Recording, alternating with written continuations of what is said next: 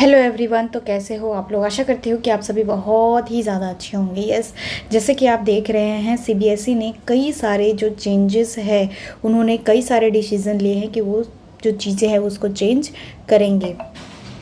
अब उन्होंने कहा है कि क्या चीज़ें जो है वो चेंज होगी। जैसे कि आप लोग देख रहे होंगे, मैंने लिखा है CBSE change it's decision. CBSE ने अपना डिसीजन चेंज किया है मैथ और साइंस को लेके।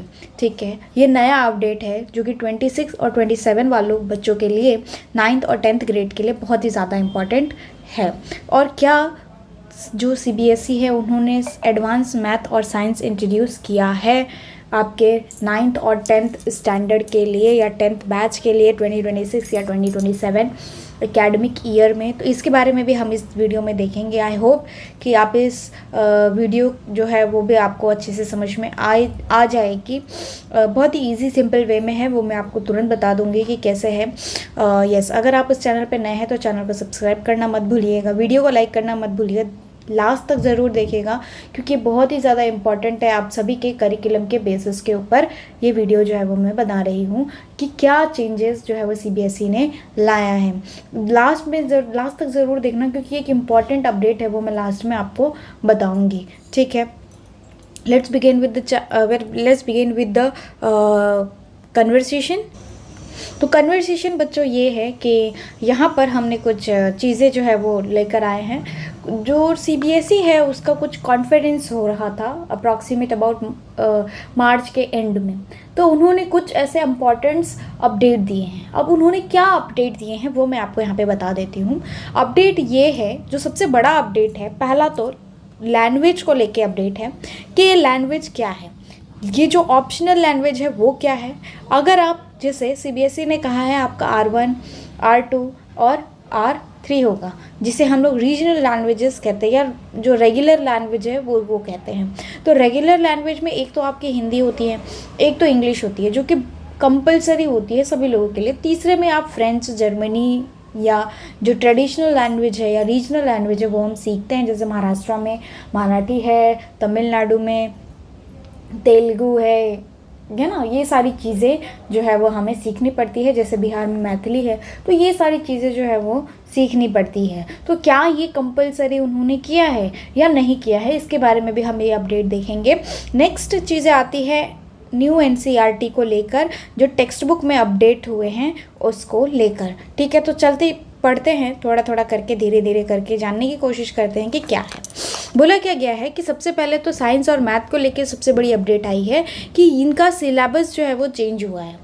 ठीक है, अगर आपको पहले की बुक दी गई है तो वेल एंड गुड, अगर नहीं दी गई है तो फिर ये चेंज होकर आपको मिलेगी, जो कि मार्केट में अवेलेबल हो जाएगी आफ्टर 17 अप्रैल। अगर 17 अप्रैल से पहले आपको ये वीडियो मिल गई है तो इसका मतलब है कि आप लोग सही बात पे हो और सही जगह पे आए हो। बहुत सारे यूट्यूब चैनल हैं जिन्होंने कई सारे भ्रम जो है वो लोगों में फैला दिए हैं, अफवाहें जो है वो फैला दिए हैं, ये फलाना ढिमकाना होगा, लेकिन ऐसा कुछ भी नहीं है। जो जेन्युइन चेंजेस हुआ है वो मैं आपको बता रही हूँ। तो सबसे पहला चेंज हुआ है सिलेबस को लेके।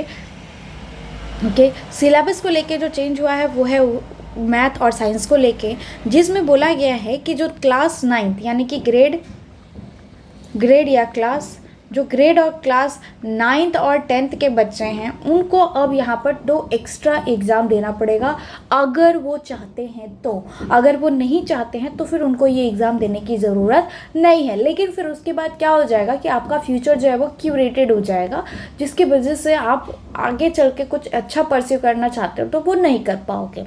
यानी कि आपको आगे चल के क्या करना है या क्या आप बनना चाहते हो उसका डिसीजन आपको 9th स्टैंडर्ड तक ले लेना है। ठीक है, कि आपका गोल क्या है, ठीक, उसके हिसाब से फिर आप मैथ और साइंस को लेके आगे बढ़ सकते हो। जैसे मैथ और साइंस की बात करें तो नॉर्मल ट्रेडिशन की जैसा होता था कि 9th में भी और 10th में भी नॉर्मल मैथ्स होती थी। जैसे सिलेबस चेंज अब हुआ है, ठीक है, अब सिलेबस चेंज हुआ है तो पेपर आपका होगा एक, जो कि होगा 3 घंटे का, और वो होगा आपका 80 मार्क्स का, जो कि नॉर्मल है। ट्रेडिशनली ये नॉर्मल है जो कि चलता आ रहा है अभी तक। लेकिन अब उन्होंने क्या किया है क्लास 9th में, क्लास 10th में तो बनना है, क्लास 10th में तो सिर्फ एडवांस मैथमेटिक्स ही था, लेकिन अब उन्होंने क्या किया है, क्लास 9th में भी एडवांस मैथमेटिक्स और एडवांस साइंस को इंट्रोड्यूस किया है। ठीक है बच्चों, तो ये ऑप्शनल है। अगर आप चाहो तो आप नॉर्मल ट्रेडिशन के साथ जा सकते हो, और अगर आप चाहो तो आप क्या कर सकते हो, अगर आप चाहो तो नॉर्मल ट्रेडिशन के साथ जाओ या फिर आप एडवांस ले लो। लेकिन आपको ऑप्शन नहीं है कि हाँ नॉर्मल ले लिया तो एडवांस मतलब नहीं ले सकते तो भी चलेगा। तो मतलब ऐसा नहीं है कि अगर एडवांस ले लिया तो नॉर्मल साइंस नहीं करना पड़ेगा या नॉर्मल मैथमेटिक्स नहीं करना पड़ेगा। समझ में नहीं आ रहा है, बुझे कि नहीं बुझे? तो यहाँ पर क्या है कि अगर एडवांस मैथमेटिक्स या साइंस लिया है आपने, तो आपको नॉर्मल जो मैथमेटिक्स और साइंस है वो आपको लेना ही पड़ेगा। मतलब आप ये तो समझ लो कि ये तो कंपलसरी ही है।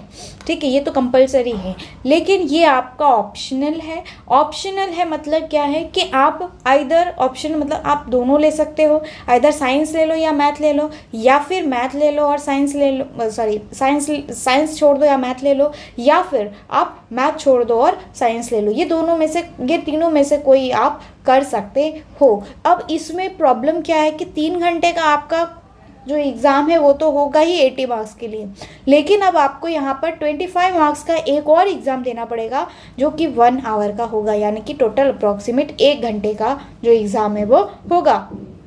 और इस एग्ज़ाम में आपके हॉट्स क्वेश्चन पूछे जाएंगे। What is hots question? High order thinking skill, high order thinking skill. ठीक है, ये क्वेश्चंस आपके पूछे जाएंगे और पेपर जो है वो 1 घंटे का होगा। और इसमें आपको कितना परसेंटेज लाना है? एटलीस्ट आपको 50% मार्क्स लाना है। अगर आप ये 50% मार्क्स लेकर आते हो तो ही आपके मार्क्स जो है वो मार्कशीट पे दिखेंगे और आपको फिर बोला जाएगा या आपके मार्कशीट पे लिखी जाएगी कि एडवांस से बच्चा पास हुआ है। ओके, और फिर उसके बाद बोला गया है कि अगर आप 50% से लेस मार्क्स स्कोर करते हो ये पेपर में, जो कि 1 घंटे का होगा, 25 मार्क्स का है, तो फिर आपका ये मार्क्स जो है वो काउंट नहीं होगा। यानी कि अगर 50% से मार्क्स कम आया तो फिर आपका ये मार्क्स जो है वो कम नहीं आया। मतलब क्या है कि अगर आपका 25 मार्क्स का है तो एटलीस्ट आपको 12.5 से ज़्यादा स्कोर करने की ज़रूरत है। अगर इससे कम आए, यानी कि सपोज़ कि 12.4 भी आया या सिर्फ 12 आया, तो भी ये मार्क्स जो है वो काउंट नहीं होंगे, क्योंकि ये सिर्फ और सिर्फ 25% के लिए अलाउ किया गया है। यानी कि आपको मतलब 50 मार्क्स आने चाहिए ही चाहिए, वरना आपका ये जो मार्क्स है ये इसमें काउंट नहीं होगा। ठीक है, उसके बाद जो लैंग्वेज बोली गई है कि एक तो हिंदी है, इंग्लिश है, ये तो अभी कंपलसरी है, इसका अभी कोई चेंज नहीं हुआ है। लेकिन ये थर्ड लैंग्वेज है वो कब आएगी? ये थर्ड लैंग्वेज आपको 29 और 30 के ईयर में आएगी, यानी कि 2029 और 2030 के जो एकेडमिक ईयर होंगे उसमें इंट्रोड्यूस किया जाएगा आपका थर्ड लैंग्वेज। और ये भी जब आप लोग ग्रेजुएशन, तब उस टाइम पे आप ग्रेजुएशन वगैरह में पहुंच गए रहोगे, तब ये आपको पढ़ने के लिए मिलेगा। मतलब आपके बच्चों को फिर ये पढ़ने के लिए मिल सकता है।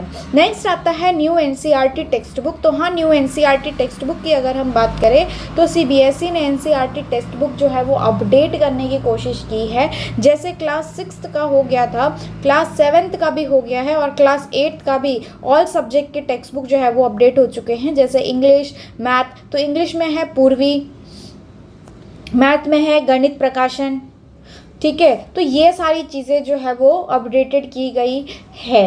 ओके, और साइंस का है क्यूरियोसिटी, साइंस का है क्यूरियोसिटी। फिर उसके बाद एसएसटी का है इंडिया बियॉन्ड,